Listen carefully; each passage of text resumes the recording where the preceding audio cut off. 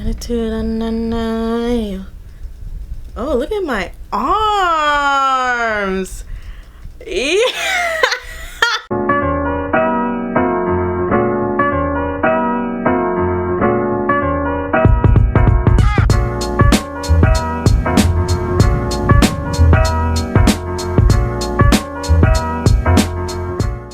Hey guys, welcome back to this segment of A Writer's World. It's your girl Whitney, and today I'm going to be talking to you guys on the subject of ownership.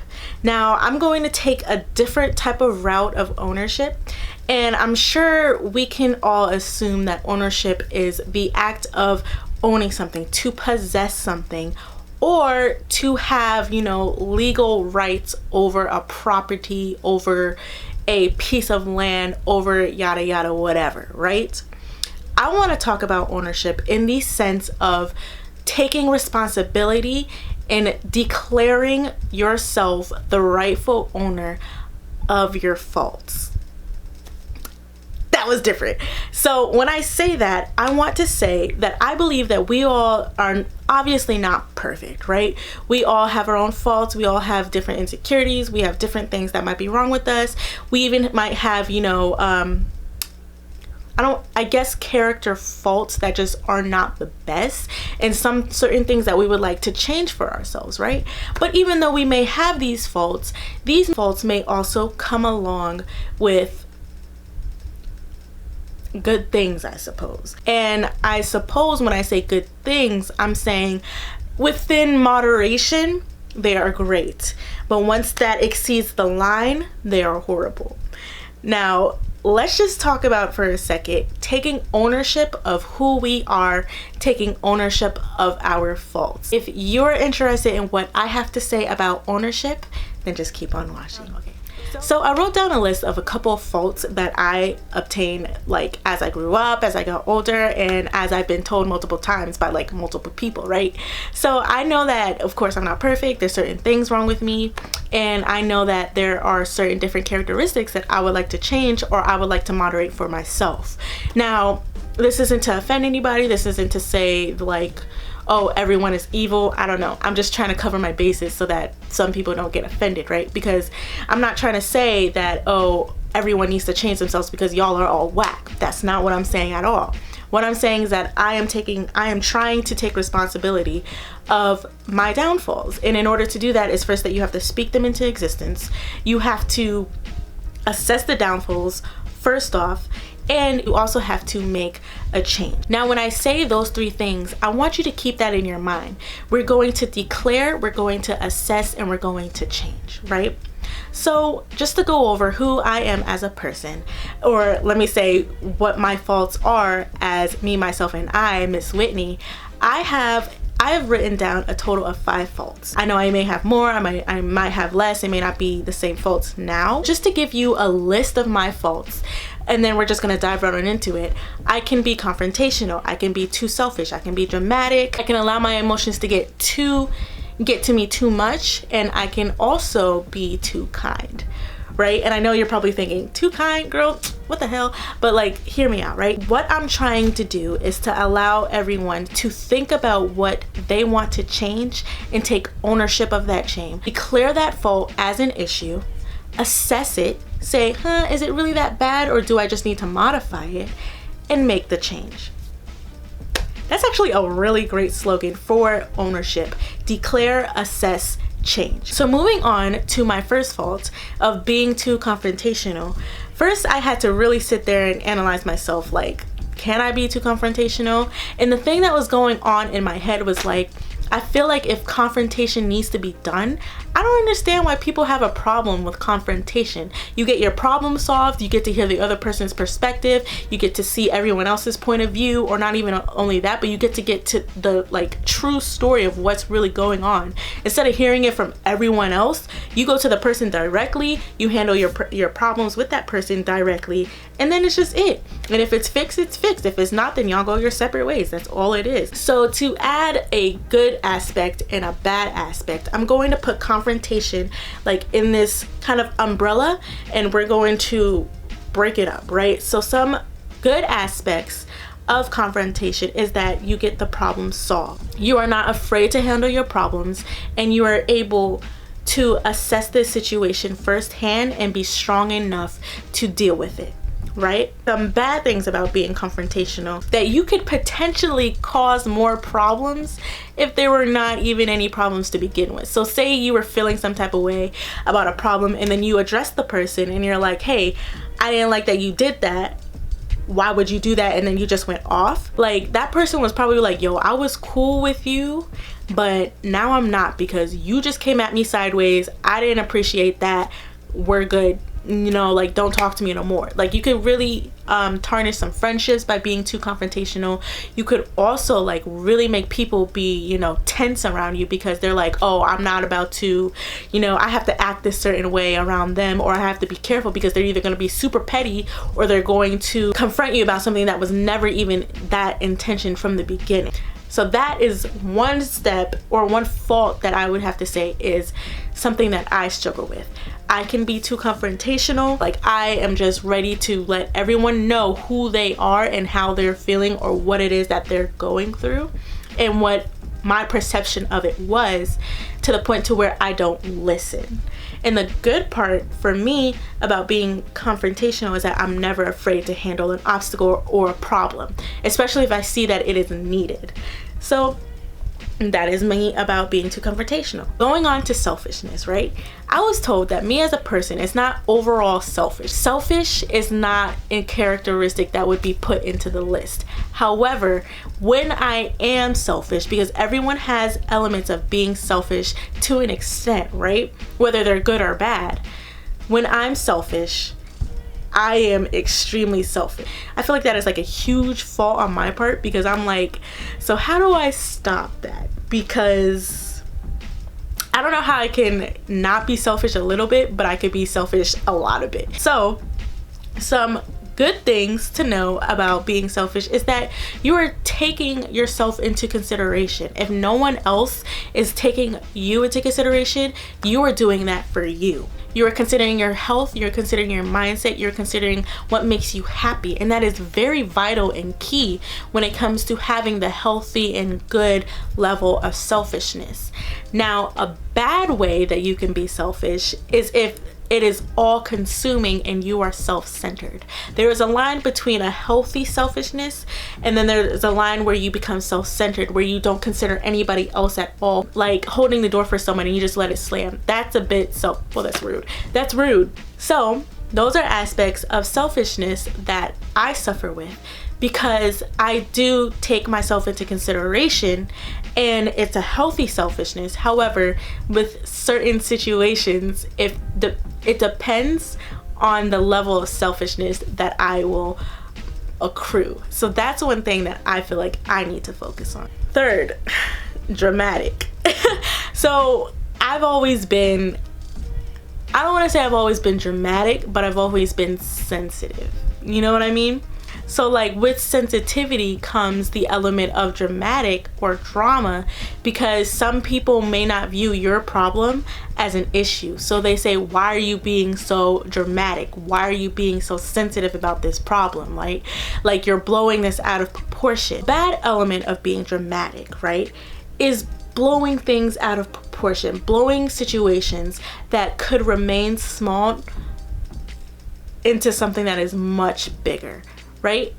The bad elements of being sensitive or dramatic is that you allow people to not only know what type of feelings you're feeling, you allow them to hurt those feelings. You bring to their attention how they hurt your feelings, and they know what to do next time to push your buttons. And it's really an element of vulnerability that should not be shared with everyone. And the good aspect of being dramatic is that you are in tune with how you feel. Now, it was hard for me to kind of figure out what a good element of being sensitive or dramatic, right? And I was just like, so what is something good about being sensitive or being dramatic? And it's just like, being sensitive and being dramatic is an element of understanding yourself as a person, as a human being, and what you are feeling. There are people out there who are not able to assess their feelings and to react accordingly, right?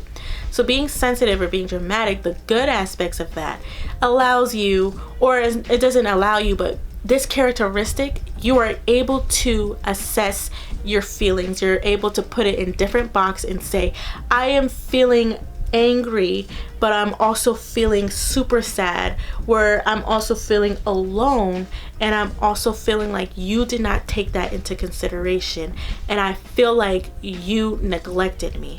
Right? So you have all these feelings, and you know that not each feeling is the same, and each is different in its own way. So you're able to assess and say, I know that I may be sensitive, however, I am very in tune with my emotions. I know what I feel may not be the actual situation at hand. I may be taking the situation at hand differently. However, this is what I feel, and I'm trying to convey it to you in a way so that we can find a solution. Does that make sense? That's how I struggle with sensitivity. Not as much now, but definitely when I was younger, I would let people get to me, and they knew how to get to me. And it got to the point as I got older that I was like, I'm tired of getting hurt by other people. Like, I was like, it's not gonna happen again. And I got to the point to where I was very chill, and I was just like, okay, what next? Like, when people would bully me or like try to insult me, I'd just be like, I'm sorry you feel that way. Like, I don't care. Yeah, you're right. My forehead is big. It's kind of funny. That was a good one. I never heard that joke before. That was a good one. You got me. You got me. Never heard that. You know? Another fault that I have is that I allow my emotions to get to me, right? So I used to act before I knew the full information. And this kind of goes with being dramatic, right? So I would, because I felt neglected or alone or disrespected, because that like is still to this day, I'm someone to like snap right then and there, and it doesn't help that I'm sensitive, right?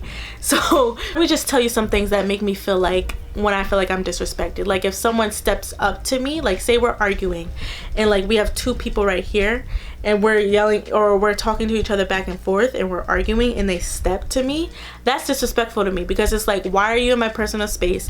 I could hear you from where you were. Now you look like you're trying to run up on somebody, and I don't appreciate that. It's just like it riles me up. Like, it gets me heated. And by this way, like a bad way that you can let your emotions get to you is by holding grudges, or by never forgiving somebody and not forgetting, right? So, or even if you forgive but don't forget, I feel like you're not really forgiving if you don't forget, right? And so holding grudges can ruin relationships. I'm sure you guys know this. It can ruin relationships. It can make you angrier as the time progresses. Like, it's not good to hold on to that anger for a long time. I believe that grudges are very detrimental to the mental state and keeping a healthy lifestyle. A good way that you allow your emotions to get to you is that you can become passionate for the way that how you feel with your goals, or making friendships with others, or just trying to be an overall good person. Lastly, so this is a fault of mine that was just kind of like, it's more so, some people may not see it as a fault, but it's a fault of mine because I really feel this way. And it's just like being too kind, right? So being too kind is my thing, because I tend to let people get away and take advantage of me because of my kindness. And there was this one time, one of my friends said to me, like, I really like you, and the reason why I like you is because you will do anything and everything for anybody. And at the time, I was like, I like that she said that, because she meant it in good faith, good heart. She didn't mean it bad in any way, like, at all. And so me personally, I took it like half as a compliment, half as like an insult, because I was like, I don't want to do any and everything for anybody, especially if they're not doing the same for me. People take advantage of those who do any and everything for anybody. Like, I don't mind being the person who's like taking care of people that I care about, or like being caring and trying to make sure that everyone's good. Like, I genuinely feel that way. I genuinely want to make sure that everybody is good, especially if I have a connection with you or some bond. Like, I'm immediately loyal to people. Even if we have like one good conversation and it was a vibe, and I don't see you for like months on end, but the next time I see you and it's the same thing, like, I'm going to have your back no matter what, and I'm going to be super kind. And yeah, I would do anything for anybody. However, people have taken advantage of that. People have taken my kindness and have manipulated me into thinking that I was wrong for certain, situations, or like I've accepted people who literally did me wrong because I was like, I know you did a bad thing, but I care about you, and I know that that's not what you intended, so I forgive you. And it's just like a back and forth, and eventually I felt like I was compromising myself as a person because I was so kind, because I am so kind. Like, people who have literally took my integrity and took my character and took my loyalty and challenged that to my face, I've gotten better at standing up for myself and putting people in their place, right? However, in the sense that those were challenged, it really got to me, because I was like, how can you do this to somebody who's never done you wrong, right? Like, to all these people who've done that to me from like 7th grade to now, because I have like image in my head of this one girl who just took advantage of me all the time back in 7th grade. I don't even want to talk about middle school. People take kindness for weakness, and in a sense, it's not weakness, but it is vulnerability. And people take that and they use it and they manipulate you to do their own bidding, and it's wrong. And so that's an element of kindness that is bad, not because you're being kind, but it's because of the people who see that kindness and they change it. It's terrible. With me, like, I would give way too many chances for people. I would forgive and I would forget and I would forget to the T. Like, the only way certain bad things would be brought up again is if like someone else would bring it up. Like, I wouldn't always bring up bad problems unless I was still struggling with the problem. You know what I mean? So it's just like, that's an element of kindness that I feel is a bad aspect of me. So of course, the good aspects of kindness is being good, being caring, feeling for other people, being a decent human being, right? And so the type of person that I am is that, yes, that I would do anything for anyone. And the way that I function with like relationships and deep connections with other people and friendships, that sort, is that I give people multiple chances over and over and over, right? Until that I am emotionally and physically drained. Like, my energy is just not there to be putting it into this sort of situation anymore. Once I am done, then I'm just done for good. It takes me a while to get there, but eventually I get there. And it's just like, some people are like, oh, I just cut them off after the first time. I wish I could be that person sometimes, because it would solve a hell of a lot of problems, but I'm not. I care too much. I'm too kind. So the reason why I'm talking about all of my faults and taking ownership of those faults is because I had to sit down and ask myself, what do I want to change for myself? I had to first put it in the air. I had to bring awareness to the problem. I had to declare it in the moment and say, this is truthful about me. And I couldn't get offended by it, because I had to be like, okay, Whitney, you're not perfect, right? You have problems, you have faults, you have different characteristics that don't align with others. So what are they? I had to look at all of those and say, do I want to change that about myself? No, I want to stay confrontational. I do want to keep the element of selfishness, because there was a point in my life where I just was thinking about others and not thinking about me. And I love that I have selfishness now as far as like a part of my characteristic, right? Dramatic, sensitive, yeah, I do kind of want to change that, but I don't want to change my empathy or my sympathy for others. Do I want to allow emotions to get to me that much anymore? No, because I don't like being bothered, right, for the rest of the day. Because sometimes when I keep emotions or problems, it sticks. No, not sometimes, all the times. Like, it sticks, bro. Like, it stays with me for a minute. And it's not even like holding a grudge. It's just like, I don't like negative energy. I don't like people to view me differently than what I portray, right? Or what I think. I don't want to say what I think of myself, but the person that I'm trying to be, that's what I want to be viewed as. Someone of growth, someone who's constantly trying to do better for themselves, right? And so for someone to have a different perception, it really, like, not even like if they don't know me or something like that. I mean, like, people who are close to me, if they think of me as like very negatively, it bothers me. And being too kind, I don't want to change being too kind, but what I am going to do is put up walls around people. Now, if you take advantage of that, you're going to be done. and that's how I want to fix my kindness. So the reason why I wanted to talk about taking ownership today and kind of go along the sidelines of, you know, focusing on our faults is because I didn't want to keep this generalized. I didn't want to say to gauge your faults and take ownership of them, right? Take responsibility. Even though that is true, you need to do that. However, I wanted to make this more specific. I wanted to tell you, hey, I'm not perfect. I'm not trying to be here to judge you. I'm not trying to tell you that you are literally the devil's spawn and you need to fix yourself, or so help me God. I may make motivational videos, but I still need help. I'm in my 20s, you know, like I'm still here. I'm still trying. I still got things that I would love to talk about, things that I would love to do, things that I would love to change, like for the better, right? The idea of taking ownership for yourself is literally declaring, assessing, and changing. And I really love that I thought about that right off the spot, right? How else do you expect yourself to take ownership and responsibility for your different actions, for the person that you were, for the person that you are trying to be, and for problems that may have resulted because you acted in a manner that was not supposed to happen? Life is like 10% what happens to you and 90% how you react. You should never want your insecurities to overtake your mind and cloud your judgment. Thank you guys for joining me today.